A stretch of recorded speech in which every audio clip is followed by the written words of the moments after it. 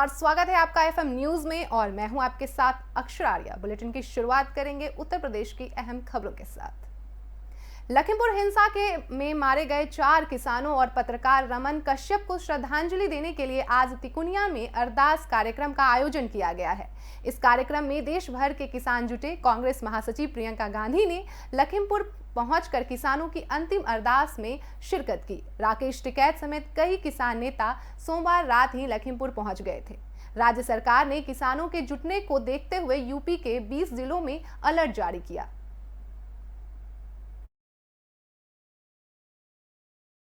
उत्तर प्रदेश में होने वाले विधानसभा चुनाव को देखते हुए सभी राजनीतिक पार्टियों में हलचल तेज हो गई है। इसी कड़ी में सपा के राष्ट्रीय अध्यक्ष अखिलेश यादव ने चुनावी बिगुल कानपुर से फूंका। जाजमऊ गंगापुल से अखिलेश यादव ने विजय रथ यात्रा की शुरुआत कर दी। नोटबंदी के समय कानपुर देहात के झिंझक में जन्मे खजांची ने विजय रथ यात्रा को पार्टी का हरा झंडा दिखाकर रवाना कराया। सपा राष्ट्रीय अध्यक्ष ने रथ पर सवार होने के बाद हाथ हिलाते हुए सभी का अभिनंदन किया तो कार्यकर्ताओं ने जोरदार नारेबाजी की। यूपी के बरेली से लखीमपुर को जा रहे जयंत चौधरी को बरेली एयरपोर्ट पर ही रोक लिया गया। बता दें कि जयंत चौधरी को करीब आधे घंटे तक हिरासत में रखा गया। इसी बीच एयरपोर्ट के बाहर कार्यकर्ताओं ने सरकार के खिलाफ नारेबाजी लगाई। प्रदर्शन इतना बढ़ गया कि पीलीभीत बरेली रोड पर जाम लग गया। बता दें कि एयरपोर्ट पर रोके जाने को लेकर जयंत चौधरी ने सरकार पर निशाना साधते हुए कहा कि ये सरकार तानाशाही की सरकार है। साथ ही उन्होंने कहा कि सरकार लखीमपुर में हुए नरसंहार से ध्यान हटाना चाहती है। उन्होंने सरकार पर आरोप लगाते हुए कहा कि डीजल के बढ़ते दामों से किसानों को खाद नहीं मिल पा रहा है, खाद की काफी किल्लत है और बिजली भी महंगी हो गई है। दिल्ली में पकड़े गए पाकिस्तानी आतंकवादी के बाद नोएडा पुलिस ने हाई अलर्ट जारी कर दिया है। बता दें कि दिल्ली के चिल्ला बॉर्डर पर चेकिंग अभियान चल रहा है। चेकिंग के दौरान पुलिस के आला अधिकारी मौजूद रहे। आला अधिकारियों का कहना है कि आगामी दिनों में त्योहार और आतंकी का इनपुट मिलने के बाद ये कार्रवाई की जा रही है। यूपी के गोरखपुर से कच्ची शराब बेचने के खिलाफ प्रशासन सख्ती दिखा रही है। बता दें कि अब आबकारी विभाग के संयुक्त रूप से अभियान चलाकर कच्ची शराब के विभिन्न स्थलों पर छापेमारी की गई। कार्रवाई के दौरान पुलिस ने करीब 50 लीटर अवैध कच्ची शराब बरामद की। वहीं अभियुक्त के विरुद्ध आबकारी अधिनियम के अंतर्गत अभियोग पंजीकृत किया गया। जिलाधिकारी महोदय के निर्देश पर जनपद गोरखपुर में आबकारी विभाग द्वारा जो परिवर्तन की कार्रवाई की जा रही है, उसी क्रम में आज की भी कार्रवाई हुई है। आज हम लोगों ने थाना शाहपुर के अंतर्गत पादरी बाजार बधिक टोला में तबीश की कार्रवाई की है आबकारी निरीक्षक श्री मिथिलेश कुमार के साथ और चौकी इंचार्ज जो है पादरी बाजार के साथ। कुल 50 लीटर अवैध कच्ची शराब बरामद हुआ है। लगभग 100 किलोग्राम के आसपास लांच नष्ट किया गया है। यूपी के हाथरस में अवैध रूप से चल रहे क्लिनिक और अस्पताल पर एसडीएम और सीएमओ ने छापेमारी की। बता दें ये छापेमारी मरीजों की शिकायत का संज्ञान लेते हुए एसडीएम छापेमारी में अवैध रूप से संचालित हो रहे 4 क्लिनिक को सीज किया है। ये पूरा मामला कोतवाली सादाबाद क्षेत्र का है।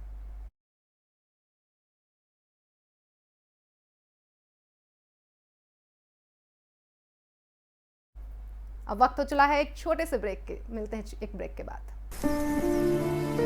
हम सभी जानते हैं कि दिल्ली और उसके आसपास के इलाकों में हर साल अक्टूबर नवंबर के महीनों में पराली के धुएं से प्रदूषण बढ़ जाता है। सर्दियों में पंजाब, हरियाणा और उत्तर प्रदेश में पराली के जलने वाले धुएं से दिल्ली के करोड़ों लोगों को सांस लेने में तकलीफ होती है। हमारे किसान भाइयों को मजबूरी में अपनी पराली जलानी पड़ती है क्योंकि उनके पास कोई और दूसरा रास्ता ही नहीं होता। अब दिल्ली सरकार ने पराली से होने वाले प्रदूषण को खत्म करने के लिए एक ठोस कदम उठाया है। दिल्ली सरकार ने भारतीय कृषि अनुसंधान संस्थान पूसा द्वारा विकसित बायो डीकंपोजर तकनीक को दिल्ली में लागू कर दिया है। पूसा इंस्टीट्यूट के बायो डीकंपोजर तकनीक से पराली को गलाकर वहीं खाद में बदला जा सकता है। दिल्ली सरकार ने इस तकनीक को लागू कर दिया है और इसका सारा खर्च दिल्ली सरकार उठा रही है। और जब खेत में ही उस पराली का खाद बन जाएगा तो वो जमीन की उर्वरता भी बढ़ाएगा। मतलब किसानों की अगली फसल भी बढ़िया होगी। यही तो हमारे किसानों को चाहिए। और सबसे बड़ी बात, जब पराली नहीं जलेगी तो प्रदूषण भी नहीं होगा। इसमें सबका फायदा है।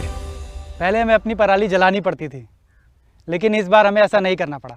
दिल्ली सरकार ने पराली को खाद में बदलने के लिए हमारे खेतों में ये छिड़काव करवाया।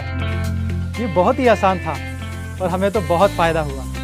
ये पूरा काम दिल्ली सरकार ने खुद कराया है, हमें तो एक पैसा नहीं देना पड़ा और हमारी पराली यही खेत में ही खाद बन गई है और प्रदूषण भी नहीं हुआ। ये बहुत बढ़िया समाधान है।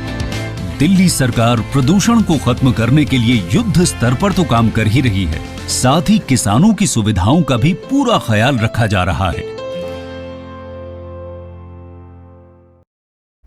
ब्रेक के बाद एक बार फिर से स्वागत है आपका एफएम न्यूज में। बढ़ते हैं अगली खबर की ओर। नोएडा की पुलिस ने चोरों की शातिर गैंग का पर्दाफाश किया है। बता दें कि ये गैंग बंद घरों की पहले बेल बजाते हैं, फिर ताला तोड़कर चोरी को अंजाम देते थे। पुलिस ने चोरों से करीब 12 लाख की नकदी, 2 गले की चेन, 2 अंगूठी और 2 चांदी के गिलास बरामद किए हैं। गैंग से पूछताछ में उन्होंने बताया कि वो चोरी अच्छे कपड़े पहनकर पहले वो घर की घंटी बजाकर यह सुनिश्चित करते थे कि घर में कोई है या नहीं। अगर घरों में कोई होता है तो वो वहां से नेट और डिश ऑपरेटर होने का बहाना बनाकर निकल जाते हैं। देखिए, ACP 1 और सेक्टर 20 थाने की टीम के द्वारा एक शातिर नकबजन गैंग का पर्दाफाश किया गया है, जिसमें 2 शातिर चोर पकड़े गए हैं। ये लोग बड़े सफाई से और बड़े स्मार्ट तरीके से कॉलोनीज़ में, सेक्टर्स में यहाँ एंटर करते थे। रेकी करने के बाद पहले छोटी गाड़ी से रेकी करते थे और जिन घरों के लाइट बंद होते थे वहाँ जाकर घंटी बजाकर ये पहले देखते थे कि इस घर में कोई नहीं है। उसके बाद रात में जाकर के देर रात्रि में वहाँ नकब लगा करके और घर का सारा सामान लेकर फरार हो जाते थे।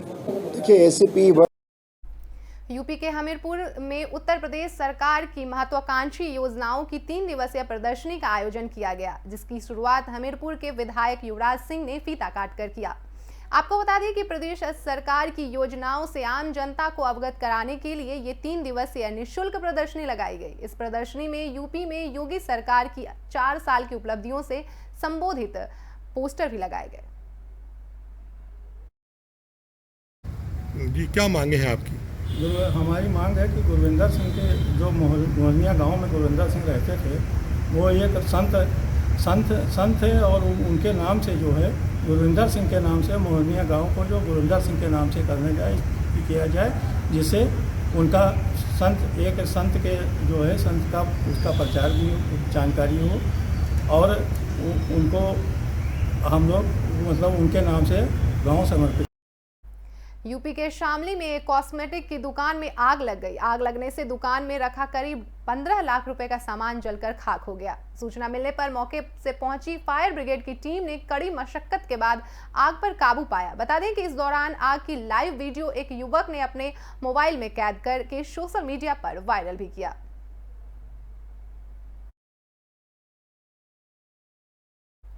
बुलंदशहर में जनसंपर्क मार्गों पर बने बड़े बड़े गड्ढों को लेकर लोगों का सब्र की बांध अब टूट रहा है। बता दें कि एक लेखपाल ने नेशनल हाईवे 91 के परियोजना निर्देशक के खिलाफ FIR दर्ज कराई है। FIR में लेखपाल ने बताया कि सड़क पर बने बड़े बड़े गड्ढे को कारण न सिर्फ यहाँ हादसे होते हैं या फिर बल्कि इन गहरे गड्ढे के कारण आए दिन हादसों का शिकार भी होना पड़ता है। पीड़ित लेखपाल के आधार पर धारा 268 के तहत FIR दर्ज कराई गई, जबकि लेखपाल ने पुलिस से राष्ट्रीय राजमार्ग के परियोजना निर्देशक के खिलाफ कार्रवाई की मांग भी की है। नोएडा पुलिस ने 24 घंटे के भीतर सामूहिक दुष्कर्म की वारदात का खुलासा किया है। पुलिस ने वारदात में शामिल एक आरोपी को गिरफ्तार भी किया। बताया जा रहा है कि बीते दिन 3 से 4 युवकों ने एक महिला के साथ दुष्कर्म की वारदात को अंजाम दिया था, जिसके बाद पुलिस ने पीड़िता की शिकायत पर कार्रवाई करते हुए एक आरोपी को गिरफ्तार भी किया और बाकी 3 आरोपियों की तलाश अभी जारी है। कल 10 अक्टूबर को जेवर पे एक 55 वर्षीय महिला के साथ सामूहिक दुष्कर्म की सूचना पर मुकदमा पंजीकृत किया गया था, जिसके तुरंत बाद पुलिस द्वारा विभिन्न टीम्स गठित कर अभियुक्तों की तलाश की जा रही थी। मुकदमा पंजीकृत होने के लगभग 24 घंटे के अंदर पहली गिरफ्तारी कर ली गई है, जो कि एक 36 वर्षीय युवक देवदत्त उर्फ देबू नाम का व्यक्ति है। इस घटना में पीड़िता द्वारा मुख्य रूप से एक ही आरोपी को पहचाना गया। लखीमपुर हिंसा में शहीद हुए बहराइच के किसान गुरविंदर सिंह के गांव की गुरुद्वारा कमेटी के अध्यक्ष ने मृत किसान के गांव हरानिया का एक किसान गुरविंदर सिंह के नाम पर रखे जाने की यूपी सरकार से मांग की है। उनकी मांग के लिए बहराइच जिले के मोहरानिया गांव का नाम बदलकर संत गुरविंदर सिंह रख दिया जाए। इस संबंध में गुरुद्वारा कमेटी ने यूपी के सीएम योगी आदित्यनाथ को पत्र भी भेजा है। बता दें कि लखीमपुर हिंसा में मारे गए सभी किसानों के परिवार से सीएम योगी जल्द ही मुलाकात करेंगे। जी क्या मांगे हैं आपकी? हमारी मांग है कि गुरविंदर सिंह के जो मोहनिया गांव में गुरविंदर सिंह रहते थे, वो एक संत थे और उनके नाम से जो है गुरविंदर सिंह के नाम से मोहनिया गांव को जो गुरविंदर सिंह के नाम से किया जाए, जिससे उनका संत के जो है संत का उसका प्रचार भी जानकारी हो और उनको हम लोग मतलब उनके नाम से। और इस बुलेटिन में फिलहाल इतना ही। खबरों का सिलसिला जारी रहेगा, आप देखते रहिए FM न्यूज़।